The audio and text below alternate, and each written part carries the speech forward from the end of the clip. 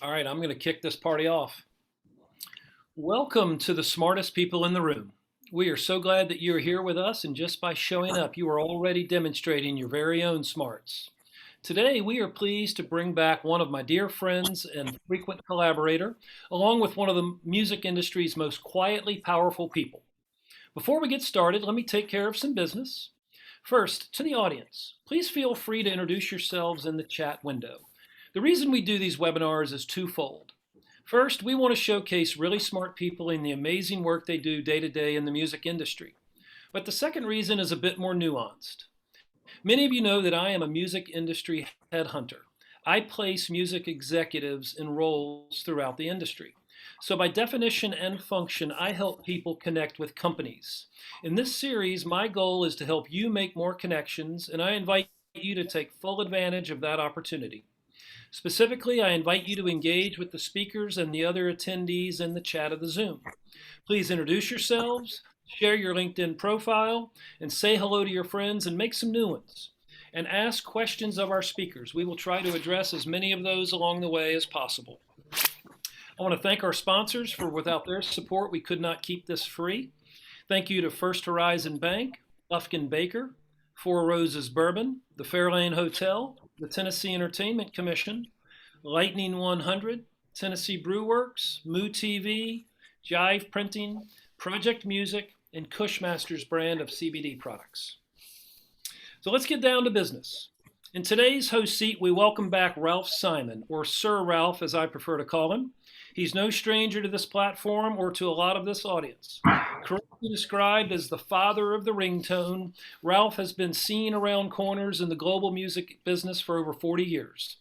He is a music industry visionary who co-founded major indie leaders Zamba and Jive Records. He signed Global Talent, grew a globally successful music publishing company, managed some of the world's top record producers, was EVP at Capitol Records and Blue Note, and foresaw the potential of mobile phones and social media very early on. He correctly predicted that the future belongs to screen-agers everywhere who run their social media lives, music, streaming, and connecting on their mobile phones. He's been consistently at the forefront of mobile media innovation, mobile learning, social media ideation, next stage AI mobile video, and engaging with global digital business leaders and political innovators across cultures and around the world. In short, he's the smartest guy in any room he ever enters. Welcome back, Ralph. So glad to have you. And so glad to have you in LA instead of London. Thank you very much, Tom. Great to be with you. And joining Ralph as today's featured guest is Vivian Lewitt. Vivien is Global Head of Artist Relations at YouTube. She directs a team of music ambassadors and experts in the field of digital music distribution focused on developing and executing strategies to support the growth of artists' careers on YouTube. Vivien also oversees the company's music content programming, including international live music events and special fan engagement activations. Before joining YouTube in March 2011, Vivien was an accomplished attorney in the recording industry. She specialized in music, digital rights, and branded entertainment. Starting as an associate at the law firm of Rudolph and Beer, she eventually took a partnership at Davis, Shapiro, Lewit, and Grabel. At both firms, she structured and negotiated numerous multi-million-dollar sponsorship, endorsement, branding, and live performance agreements with Fortune 500 companies and global media outlets. Vivien sits on the executive committee of She Is the Music, an industry-wide nonprofit designed to empower female creators and increase the number of women working in music, and during its tenure was a member of the advisory board of the USC Annenberg Inclusion Initiative, a leading think tank studying diversity and inclusion in entertainment through research and action-focused projects.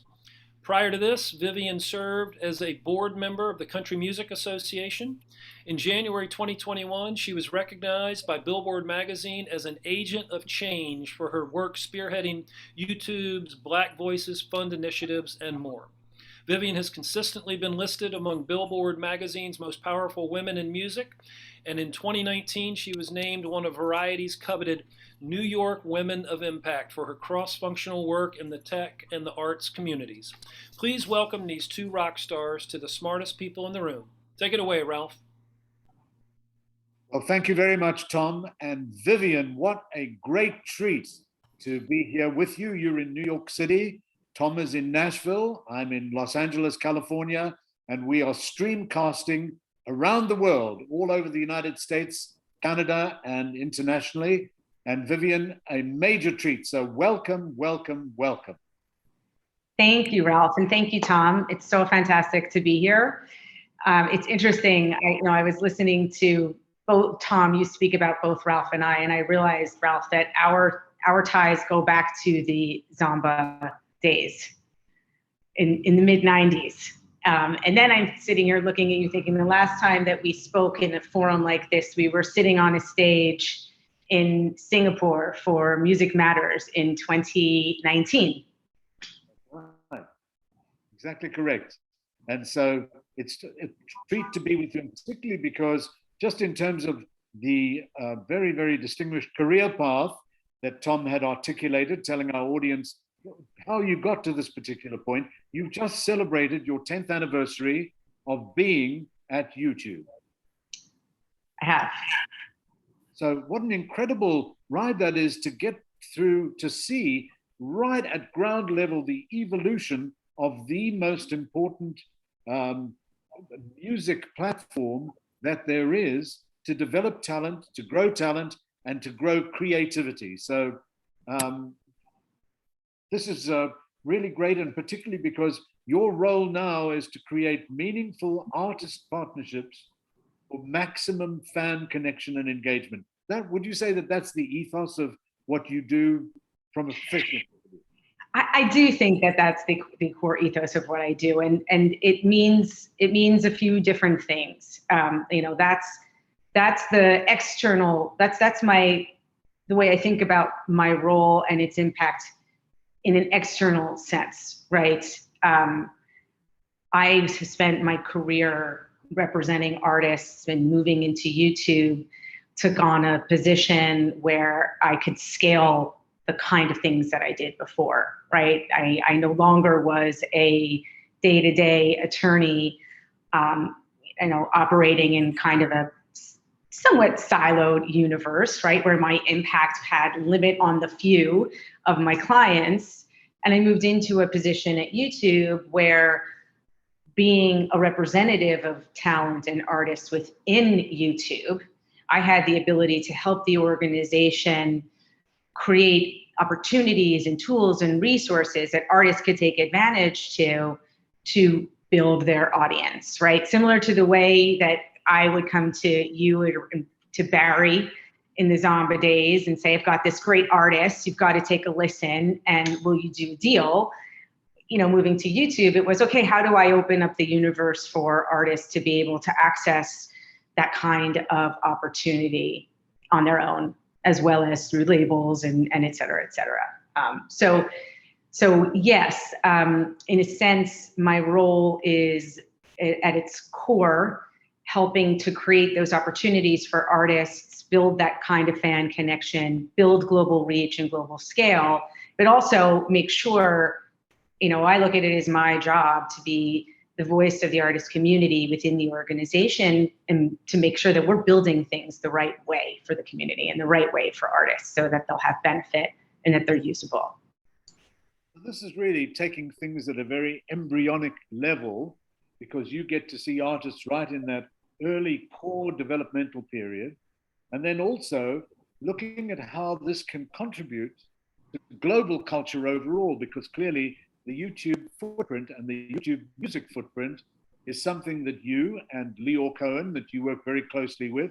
Lior, who is a legend, not only in terms of the music business, but has always been a great visionary and futurist. And with all due respect, Vivian, you too are very much in that kind of category, because effectively you're always looking for new pathways to raise the voices of the artists and their creations. Give us some sense of how you have that as a kind of core focus of your professional and personal view. So I think it starts at the level of the product.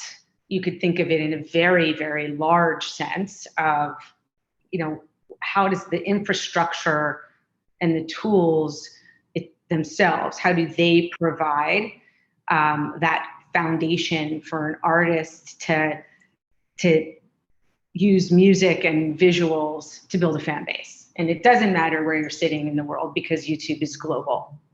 At the next level, it's what kind of programs do we create for developing talent that will help them make the jump from the developing phase into the next path of their career and where they're looking to go. We have a program called the Foundry, for instance, that I think we kicked off the Foundry in 2015, and it's iterated a little bit in exactly what it entails vis-a-vis the like day-to-day of it with an artist, but it's always had the same sensibility, which is working with young talent and helping them utilize their music, their voices, visuals, of course, because it's YouTube, to get to the next level. It's creating an opportunity and exposure for them. And artists that have run through that program include Dua Lipa, Rosalia, Omar Apollo, Biba Doobie, who I played in New York last year with one of our Black Voices Fund artists as her opener. We look at that as sort of an incubator of young talent, and we help them get to the next level. And there's extensions of that program across the indie sector that we've executed. There is our Black Voices Fund, which comes out of work that we've really dug deep in the last year, where we're looking to center and raise the voices of Black artists and creators on the platform. With respect to the artist work, we've been very focused on giving opportunity to artists that are multidimensional, making different kinds of music, and really need our support and helping them get to where they're trying to go. So yeah, and we have an Artist on the Rise program. You know, it sort of permeates through everything we're doing, and it really doesn't stop there, because I think that an artist at any stage, there's more we can support. There's more we can do together in partnership that we can build. Just after I saw you, Ralph, in Singapore in 2019, 3 weeks later, I was in Jordan, where we were producing a Coldplay live stream. It was the first time they were performing their album live, and they did it on top of the Citadel in Jordan. Without an audience, it was a sunrise and a sunset performance. It's absolutely stunning. That was my last big trip, my last big business trip before the pandemic. Well, and interesting you mentioned Coldplay, because you also did something really special with Coldplay in space, where you did a live component with the International Space Station, where people can actually feel, with obviously Coldplay, what was going on in space. Yeah, it was fantastic. So we, a couple of years ago, we launched a premieres feature on YouTube that, for all of you, I'm sure everyone's watched or gotten a notification about a premiere on YouTube, but it creates a distinct moment in time around the launch of a music video when it's going live, and it's run as a live stream for its first go round. And we've been, we had so many requests and we had such engagement with the feature that we started to build out ways that an artist could engage with their fan base during the premiere or before the premiere.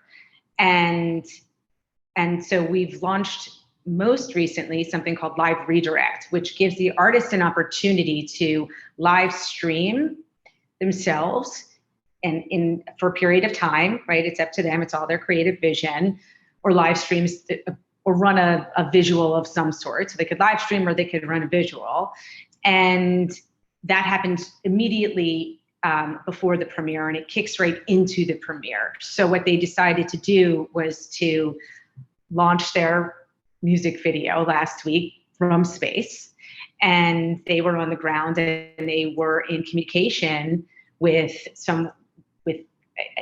I don't remember his name, but it was someone who was, I believe he was French, and he was stationed in space He had his computer on his lap, and he had the ability to play the music, and he had the ability to give the audience a span around out the windows of the craft that he was sitting within. And it was absolutely spectacular. I watched it 4 times. So, something I want to mention, which maybe many people on this particular streamcast might not be familiar with, and certainly as we go all over the world with this particular interview with you, Vivien, YouTube has actually paid out more than $30 billion to creators, artists, and media companies since 2018.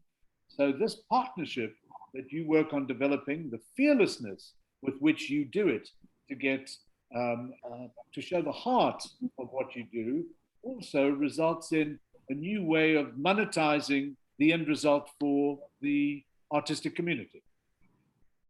Absolutely. And that's, the YouTube, we look at YouTube as an incredible vehicle for promotion and audience, but of course also monetization across our ads business and our subscription business. And so that's something that you encourage, so that you are effectively working with managers, artist managers, and with record labels and music publishers and the artistic community, to show that if you can really get the volumes going on YouTube with your incredible reach, then this is something that can be financially beneficial, artistically beneficial, and career beneficial. Absolutely. So something that I was keen to speak to you about was just in terms of the overall global culture, where you've also pioneered developing interesting ways. And in fact, I'd like to show a first photograph. Tom, if you can pull up our first picture. Vivien, we'd like to just show some of the people that you work with, and one person in particular. There's a great shot of you, Vivien, at 2020 Leaders and Legends Ball. And on the left is Tuma Bassa, and on the right is YouTube's Stephen Bryan. Tell us about Tuma Bassa, because he has a very interesting and important role within the global construct of YouTube. Yes, so Tuma is our head of Black music, and he's a dear friend of mine. We've traveled a bunch together, on artist initiatives in Nigeria, for instance. Tuma, as many of you probably know, was the curator of the Rap Caviar playlist on Spotify, and this particular photograph is taken in Atlanta. Also, you see the date, it was 2020, where we hosted an event for the artists in the industry in Atlanta, celebrating leaders and legends in music, particularly honoring Babyface and L.A. Reid, the founders of LaFace Records. Wow. And Stephen Bryan on the right is a long-time, very experienced executive, lawyer and business affairs executive, and someone that really plays a vital role within the YouTube team. Yes, Stephen is my colleague. We're kind of like paired at the hip on a lot of what we do. His focus is more on the label side, whereas my focus is more on the artist, manager, media consultancy side of the business. So Vivien, what I'd like to ask you, if you could elucidate a little bit, is when you think about what to deliver and what to pivot, because you're always seeing this is a fast-moving space where you're looking at new developments, you're looking at a shorter form content that's becoming somewhat popular, which we'll get into in a minute. But just give us some kind of sense of how your thinking evolves when you look at talent, when you look at the development of the talent, and where you look at trying to come up with new elements that could be real game changers, or alternatively, something that drives the songs, the music, the performance of the talent that you work with. So, it's really interesting because, the success of an artist, the growth of an artist, and the build of an audience is intrinsically tied to the music that the artist creates and the connectivity of that music to the fan. At one time in my lifetime, it was kind of all there was. Like, did you love the music? Did you not love the music? And now, you know, the way that the industry has shifted, the social media generation, we have a whole different set of experiences that fans expect from the artists that they love, right? The visual experiences, multiple versions of a music video to watch and to see in addition to hear the song, the ability to see a live performance in addition to simply watching the music video. And I'm referencing online versus the physical live show. The communication and the feedback that the audience receives from the artists themselves is really important. The proliferation of short form video, for instance, is now at the forefront in many ways of promotion.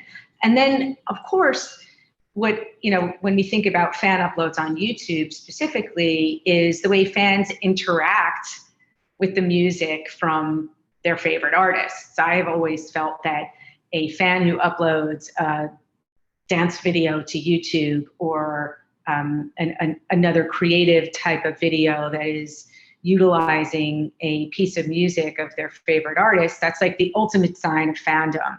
And so you have all these, what used to be a lane of, hey, my music's on the radio, is now a lane of my music is here, and it's in my music video, and it's in my live stream, and it's in my lyric video, and it's in fan uploads, and it's in short form videos, and I'm communicating, right? It's a whole ecosystem that's now been built around the artist and the piece of music itself. And so the tools, when I think about the development of an artist and the tools and resources that we create to help facilitate the connectivity, it's a combination of the exposure and the promotion. How do we build the spark and make the connection? And in addition, how do you create pathways and vehicles on the platforms to deepen the connection, right? Because it's one thing to be exposed to a song and hear it and like it. And it's another thing to then take the next step and go deeper into the catalog of the artist, the video content of the artist, and really build that kind of connectivity, right? Then you have fan who's buying merchandise and buying tickets to shows, et cetera, et cetera. So I think of that trajectory, and the things that we roll out are intended to create the depth, in addition, of course, to the spark, right? The YouTube algorithmic system, YouTube as a global open network with over 2 billion daily active users, right? That's a promotion vehicle.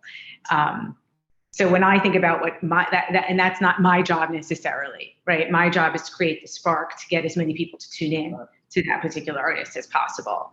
And, I guess I might as well reference Shorts, which you have probably read about, and many folks who are tuned in have maybe read about the YouTube's Shorts initiative, which rolled out in India. It is a short form video platform within the YouTube ecosystem. It rolled out in India earlier this year and recently launched in the US. But it's already gaining a lot of traction. We, by the middle of March, when it was only available in India, had been seeing over 6.5 billion daily views in the Shorts player. So we see a lot of promise. We're really excited about Shorts. Vivian, let me ask you this. Shorts is basically a way in which artists can have a shorter form than your earlier conventional YouTube videos. Is it usually a 60-second configuration? Is that what it is? And also, I believe that you've also recently launched a YouTube Shorts fund, $100 million to develop this particular platform. Give us some idea of how shorts is a new differential and a new configuration for yourself? Yeah, the shorts is differentiated. Yes, you're correct, Ralph, by the length of the video, and it will have its own. If you can see it now if you're in the United States or you're in India, you can see on your YouTube homepage there's a shorts shelf where short form content is featured, and just maybe 2 weeks ago, I think at this point, we announced a $100 million fund to reward creators of shorts. We'll be sharing more details when it actually rolls out, but it's intended to reward the top performing shorts on the platform. So this is a new way to watch and create on YouTube in a new, fresh kind of format that could also consolidate the longer form, obviously, that you do with talent, but clearly something that talks to people's need for having a shorter form, but also is a challenge to the creative community to come up with interesting, cool ways of doing it. Yeah, I totally agree with you on that, Ralph. It's short form video is different than long form. The barrier to entry is much lower to create a short video. It does have that potential to create that spark that I was referencing a short while ago from a promotional perspective. I think it's easier to be kind of creative on the fly, and it's easier for me to make my own short or my daughter to make her own short, for instance, than to commit to making a long video, music or dance or cooking video, right? That's like a commitment, whereas a short is super and easy for the community to engage in. And I think that's why things have the potential to go so viral in the ecosystem of short form video. The cool thing that what I'm most excited about is when we think about YouTube, the more folks that, as the platform rolls out of shorts and more people start using it, is the connection between the short form video living in the YouTube ecosystem alongside the longer form music video content of the artist, right? So it kind of sits really nicely in what I was describing earlier about promotion and exposure leading to the opportunity for an artist to ignite a response from a fan, and then the deeper catalog and all the other content from the artist being that vehicle to build deeper fan engagements. And so we'd have both of those things on the platform, which I'm really excited about. Thanks for doing that. I just want to give a shout out to some of the many people that are now watching and listening to this and listening to your pearls of wisdom. First, hello to Randy Owen. Big hello to Alan Walmark, a very well-known music professional who has had great success developing talent. And when you spoke about shorts, I'm very pleased to see that we have a woman with us today by the name of Aliya Itsliyeva, all the way from Kazakhstan, which is a long way away. It's 1 o'clock in the morning in Kazakhstan. And interestingly enough, I know that Aliya, together with someone called Kanat Aga, have been responsible for developing an incredible artist from Kazakhstan who is making shorts, exactly as you'd said, because his name is Dimash Kudaibergen, and he's recognized that doing something with shorts, he's someone very visual, he's a brilliant singer with a 6-octave vocal range. So Aliya, welcome to the session. We'd also like to say hello to Ashley Butala, Barry Coburn, the very well-known music publisher from Nashville, Barry Evans, Beverly Shee, Brody Dawson, Chris Hogue. These are just a few of the people that are on the session. Vivien, tell us about the remix audio feature that you've also got on the platform. I'm sorry, Ralph. What I said was, I know that you're also looking at previewing a new feature that will allow the remixing of audio on video so that an artist has got that kind of remix capability that they might be able to deploy. Oh, that's an interesting question. I'm not so sure, but there's a few things that we have in the works. Right. I'm not sure exactly what you're referencing to, or if it's ready for prime time. Oh, okay. So let me go to the next issue, and that is Okay. in terms of live streaming. I know, for example, particularly with COVID, where there was a whole new focus on making sure you connected both with audience and with talent. There was an incredible, groundbreaking live streaming moment with Andrea Bocelli from a cathedral in the middle of Milan. I think it was Milan. The Duomo. Yes, it was the Duomo in Milan. Exactly. You then also were involved with Global Citizen and their One World Together at home.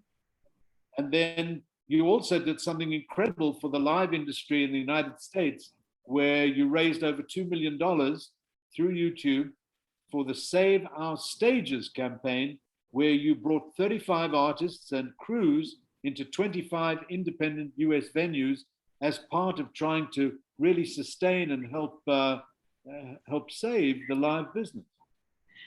I'm just smiling at this comment in the chat. It's a trade secret so far. Yes, we'll have to talk to Ralph about that one after, and then to the rest of you the next time I come to talk to you. Yeah, the live streaming. Yeah, you know, the minute that it became apparent that the world was going to be, you know, different for us, and music was shutting down and venues were shutting down and folks were staying at home, we all jumped into action. We pivoted, you know, all of our work and strategies that we had set up for 2020 kind of went out the window in favor of figuring out how we now support artists in the music industry and community during the time of the pandemic, right? And then ultimately, once we got through those first few months, figuring out how we integrate the things that we put into action, for instance, around live streaming, into strategies and best practices that labels and artists could deploy when they're releasing new music, right? Because after a few months, we realized this isn't going to end so quickly, and artists are they're making music and they're getting ready to put out music, and we should synergize our strategies that we've developed for this particular time period into release strategies for the artist and label community. But you've referenced a few of the really big moments that we created. And, you know, I have to say the world was watching Brazilian artists streaming to millions of concurrent viewers at a time, live music. We also partnered with Post Malone on a live stream that raised over $1 million for the WHO COVID Relief Fund. If you haven't seen that, it's worth a watch because he did an entire set of Nirvana covers. It's pretty astounding. It was pretty incredible. And then the Andrea Bocelli moment was, you know, one of those deep, heartfelt, wow, the whole, like, millions of people are tuning into this on Easter Sunday morning from this magnificent place on earth where for the Western world, you know, it was sort of the beginnings, the foundation of, like, lockdown was in northern Italy. My daughter was in Milan. Oh. I was supposed to meet her in Milan on the weekend that the lockdown in northern Italy was announced.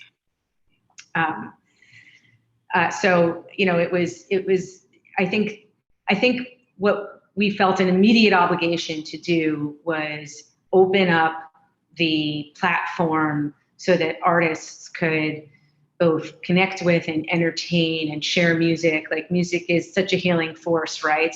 And also use music, whether it was catalog, Radiohead was live streaming content from their vault. Elton John unlocked concerts from his career, and many of them were able to utilize a donation feature on the platform so that they were able to raise money.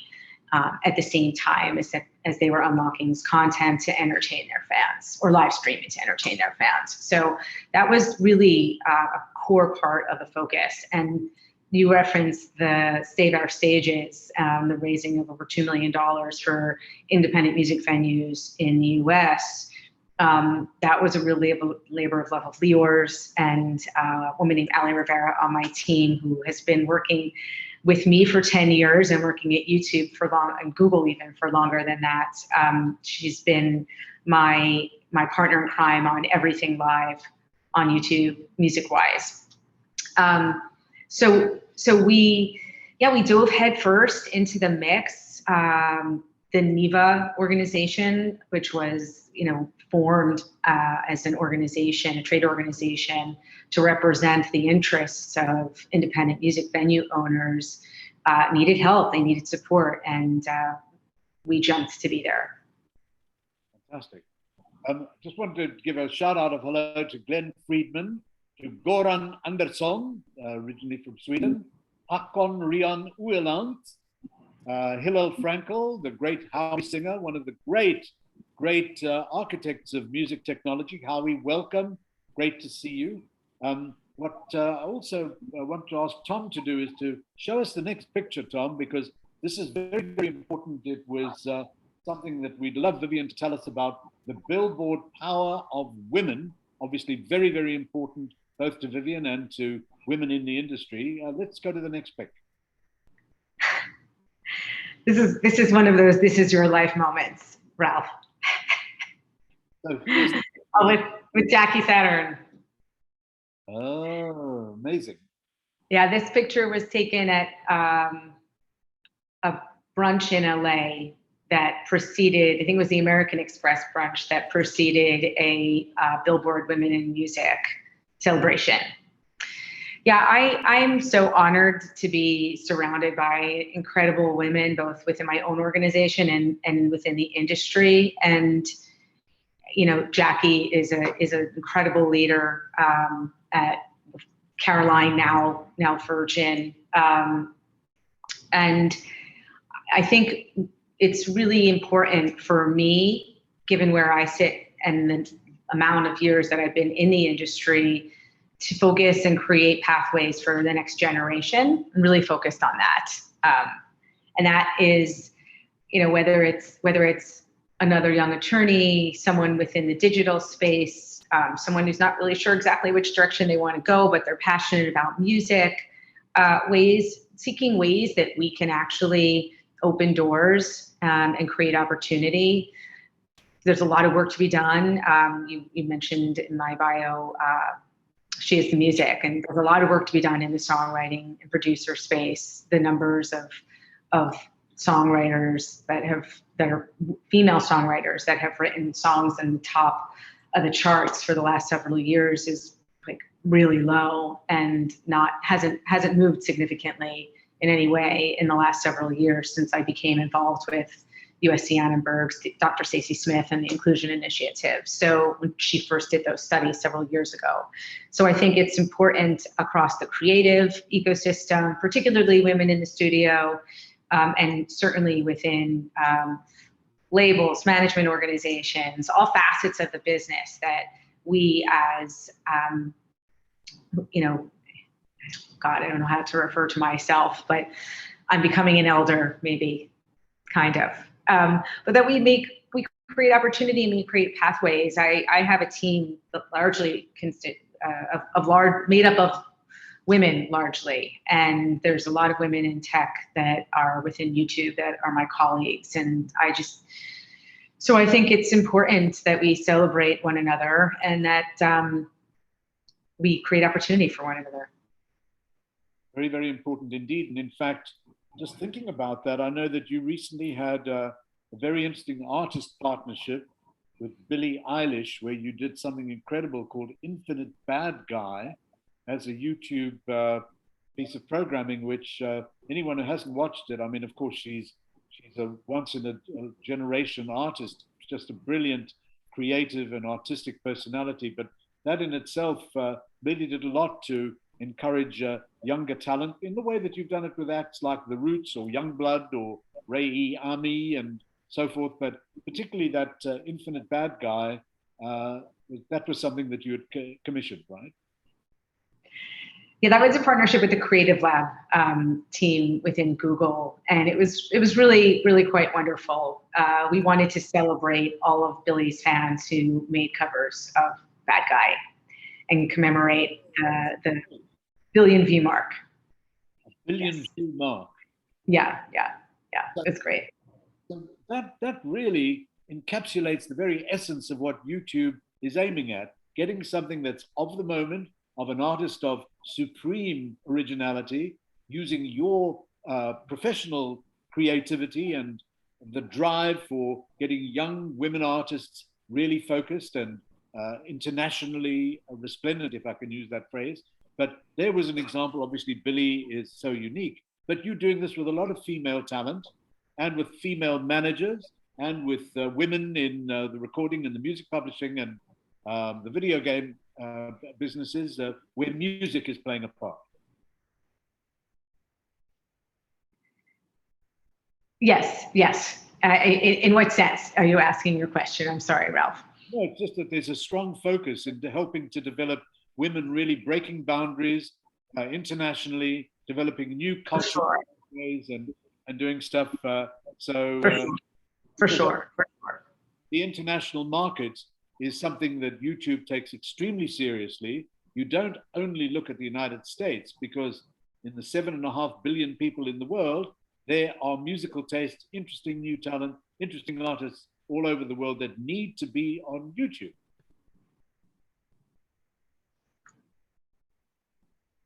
Oh, looks like you can't watch the Infinite Bad Guy video, but it's been set to private. If anyone is tuning in and has the link to the experience, I don't have the URL with me, but you should be able to watch it. It's not a YouTube video. It doesn't exist as a YouTube video. It exists as a separate URL that, there you go. Thank you, Lauren Resnick. You're the best. It's a separate experience that it's its own complete interface where the audio of the song, as you hear it, right, as it should sound as a melody, right, is exactly the same and is seamless no matter which video you're watching. But you could literally scroll through thousands and thousands and thousands of covers. So you could jump from a rock cover to an instrumental to an opera singer doing a cover, and the song, like the stability of the song and its melody will be the same the whole way through. It's actually really cool, but you can check out that link that Lauren put in the chat. Just want to give a shout out to some of the people that are on the session today. Nick Page, the excellent producer who's based in Los Angeles. Nick doing really amazing work with a whole group of musicians, interesting musicians. Nick, welcome. Also to Patrick Ogilvie, someone from Nashville, Paul Zamek, who's known as the Jolla with a Holler, very well-known bloke. Paul, welcome. Good to see you. Rick Blasky in London. Rick, good to see you. Robert McVitie, Rose Hart, Roy D'Souza, Sasha Seifert, and Cherise Berry, just a few of the people that are on the session today. Something, Vivian, I'd like to speak to you about is your YouTube Black Voices Fund. I was reading an article by Malik Ducard, who's the VP of YouTube Content Partnerships, about trying to present fresh narratives that emphasize the intellectual power, the authenticity, and the dignity and joy of Black voices, and educating audiences about racial justice. This notion of the Black Voices Fund is an important priority for YouTube, is it not? It's extremely important. It's been a huge part of my work over the last year. It's actually, there are certain things that we all, outside of music, right? We live in the world, we have other interests. Sometimes it feels like music controls everything, but we do have other passions, and the DEI space, equality and equity, are really core to me and to my being, and it's something that permeates through my life with my family, and also my work, of course. And so, the issues of racial justice, they're centuries old, and we think about the work that we do on behalf of YouTube is, we have our marathon shoes on, right? This isn't a one and done type of thing. But we wanted to really step out and create opportunities that would center Black artists and creator voices on the platform. And so we rolled out a $100 million fund that is will span over 3 years. We are now almost a full year into its launch. With that, I'll speak specifically about music. Malik is my colleague. He looks after social impact and education on the platform. And the music component of the Black Voices Fund, we were focused on a few core pillars. One of them is artist specific, very, very focused on artist grantees, who we're helping to fund content for, creating promotional opportunities for them, creating collaborative opportunities for them, learning opportunities for them. Our first cohort of artists that we launched earlier this year, we included artists from Kenya, South Africa, Nigeria, Australia, Brazil, and the United States. We're in 2021 still. We will roll out another cohort of artists this year, which I'm very excited about. It'll be a larger group, and we'll have some other folks that are creative within the music space involved in it as well. The other pillar that we're very focused on is celebrating music moments and stories of Black culture and experiences that are told through the lens of Black artists or thought leaders in the industry. We rolled out 2 shows at the end of last year in the UK. We created a fashion show. We worked with a number of Black designers as well as artists, and we created a fashion meets music, really wonderful live stream moment. We celebrated culture across both disciplines. And then the third pillar, which is pretty near and dear to my heart, is where we're focused on communities and where we seek to partner with organizations and bring tools and resources and to expose young youth to opportunities in music and technology. So it's pretty special work. I've been leading the effort with Tuma, of course, and my colleague Brittany Lewis and others. And in general, the way I think about that work is it enables me now thinking about things a little bit more personally versus from a YouTube vantage point. It enables me to not, within my own day-to-day, build other things that I'm passionate about into the work that I'm doing and still deliver value to artists and to labels and to the music industry and still help to build those connections. And then hopefully, as time progresses, help to expose more individuals who can get involved in music, either making music or the business of music in the future. Vivien, something that strikes me hearing your comments and just hearing what you've done and developed over the course of your decade and your career really is on a personal level. When I look at Vivien and somebody who has this extraordinary career where you started out in the legal area, working to help talent, executives, companies, representing them, complicated legal situations that you had a stellar reputation for really representing your clients in an absolutely superlative way.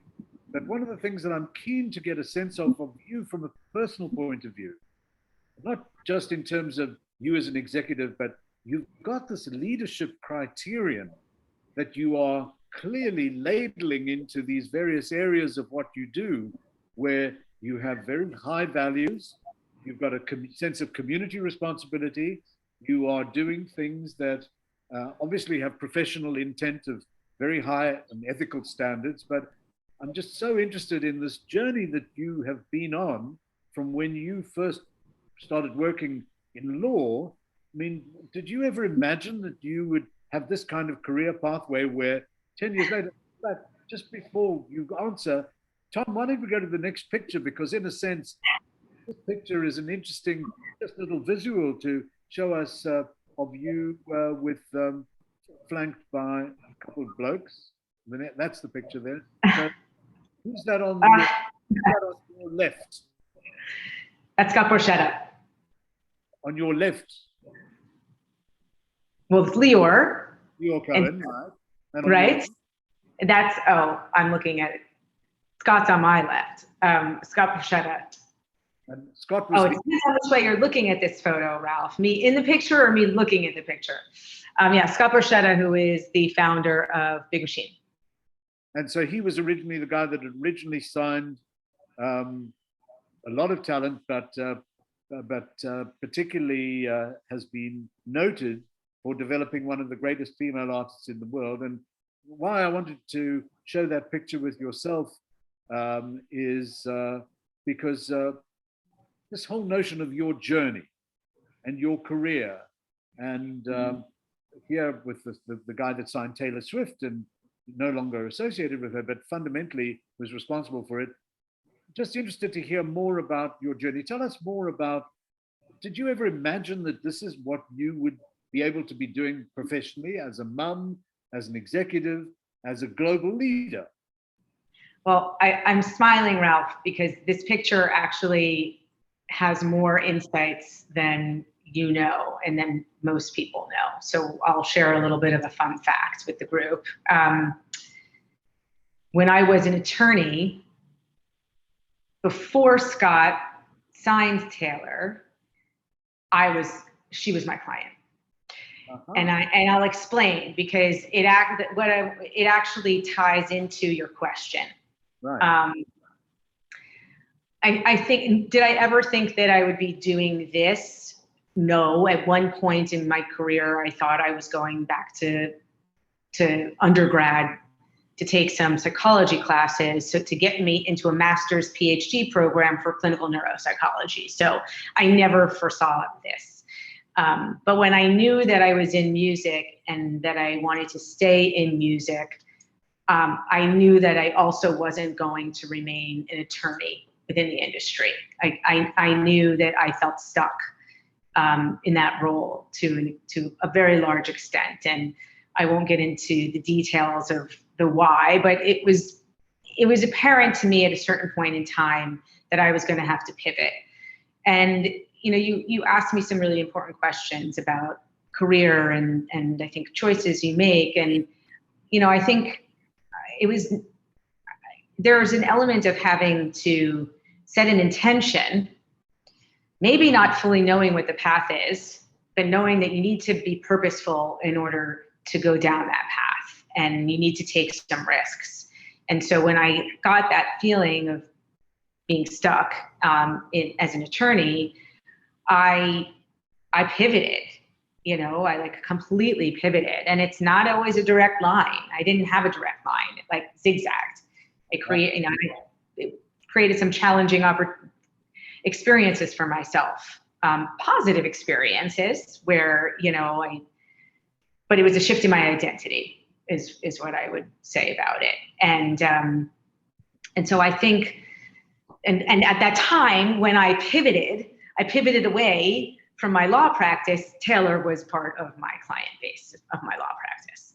Amazing. So everybody, I do look back every once in a while and say, what would have happened if, but hey, it's like water under the bridge.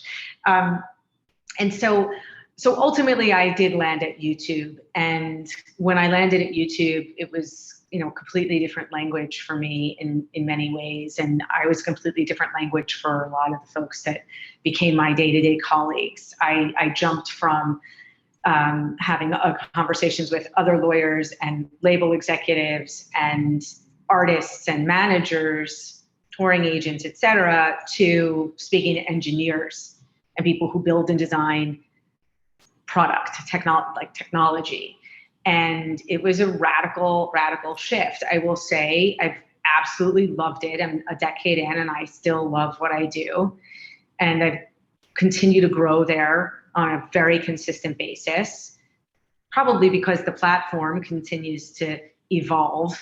The ebb and flow of culture evolves, and therefore YouTube and other social media platforms evolve, and we're faced with different challenges, different opportunities, and surely within the music industry we are. So it's just this constant ebb and flow that keeps me on my toes.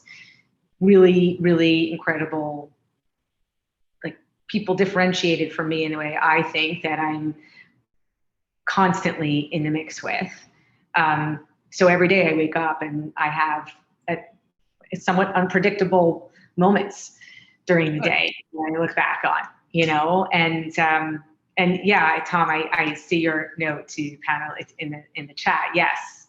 Don't fear change. Don't fear change. Exactly. And it's not that it's not scary. It's not without its own level of being fear inducing, but in order to really grow, I think change is a key factor. But Vivian, I may just say, your whole way that you've made this pivot from law to developing teams and now building focus teams where you can use all of your deep intellectual reservoir of management thinking, of legal training, of the way that you can encourage your teams, the way that you certainly are a great promoter of women. I mean, I'm just looking at a couple of the people that are on this. And you'd mentioned Lauren Resnick, who is a fantastic executive who works with you. Lauren, great to see you. And also to Linda Yelnick and to Martin Kuttner, Matt Lubinsky, Matthew Young, Melinda Ebert, and Michelle Schock, the great artist, also on this session. But I would have to say, Vivian, if you look back at your career and the way that you've grown in all of this, you talk about pivoting, but it's also a strategic maturity that has developed over the many years that you've been in this, where you've really got a unique talent at being able to assemble and put all of these things together so the mosaic of music is so much better represented. Yeah, that's a great point. That's a great point. And all those things that you mentioned, the ability to pull together my background in law, my experiences in music before I got to YouTube, being able to then continue to utilize them in a strategic way, that was like a major selling point of the role for me to begin with. Within the organization over the last decade, I think the thing that's been most important to me, and I can't stress this enough, now kind of shifting headspace gears to a large corporate setting, is the strength of your team, and what how you orchestrate the unity and the spirit of the team. I think building a complementary group of individuals who shine in certain areas is pretty critical. If you have a team where everyone thinks the same, has the same responses, executes in the same way, then you don't have the ability to go outside the box, look at things from all different angles. Certain projects require certain skill sets and the problem solvers. And so I've really focused on building a very complementary group of people who are key executors. But it's also sort of the collaboration and the fostering of a safe space to share ideas. And my team, I consider like a family. And that's what makes me a good leader. They make me better. And it's my job as a leader to help create focus and prioritization, and to also be really open about when we make mistakes. and learn from them and move on and change the way we're doing something if it's not working. Sounds like a really interesting environment to be in. I know Susan Wojcicki, who is the global head of YouTube, an incredible intellect and someone who was associated very early on. In fact, in her garage, Google was started 22 and a half years ago. Let's go to the final pick that we have for today, Vivian, because this is one that we think is very interesting for you to talk about or at least speak to. Tom, let's go to that next shot. Great picture. Yes, that's the one. Who on earth is that next to you, Vivian? So this is a photo from when Elton announced his Yellow Brick Road tour. And we did a virtual reality live stream from this beautiful building on Madison. I can't actually recall the name of it, but it's probably still up on his YouTube channel. I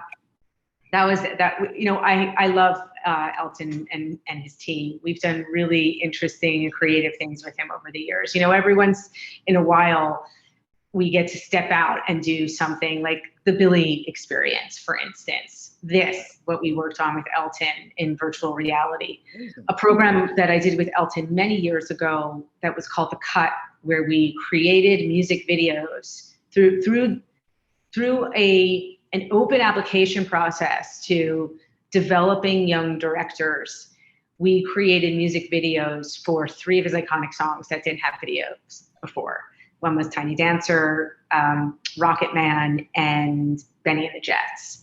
Wow. And so we did a really unique thing there.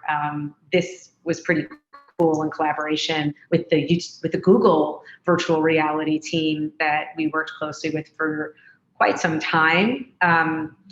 We also did a really amazing virtual reality project with the Gorillas back in 2017, 2018. But that's where this photograph is from. It brings a smile to my face. Thank you, Ralph. In that picture, on the right-hand side of the picture facing us, is Elton's husband, David Furnish. Correct. I guess you could say that the father of their 2 boys, and Elton, of course, so great. Leor Cohen on the left there, and you see women hold up half the world and 3/4 of the men in the picture. But Vivian, that's a great shot and a good one for us to close this particular session. Unfortunately, we've been beaten by the clock, but completely stimulated and uplifted by yourself and your journey, your story, the professionalism with which you attach to what you're doing for the wider development and particularly everything involved in the way that you develop artist relations and the artistry of the talent, the medium, the platform, and of course the wider business that it all feeds and fuels. So Vivian, thank you so much for taking time out in your busy day to be part of this smartest people in the room. You are indeed one of the smartest people in the room. Just like to say a great thank you. Tom, over to you. Thank you, Ralph. Thank you, Tom. Absolutely, Vivian. Let me echo his sentiments again. You were fabulous. We really appreciate you sharing your wisdom and your stories. And please keep doing what you're doing to elevate women and people of color in the industry, because your company, my company, everyone's company needs to do a better job of that. So kudos to you for being a leader in that realm. To the audience, thank you for your time and support here. I want to encourage you to come back. We'll be back soon. And with that, I'll close by simply saying, be nice to each other and get a shot. See you later. Thank you. Bye, Vivian. Thank you. Bye. Bye, Ralph. Bye, Tom. That was great. Thank you.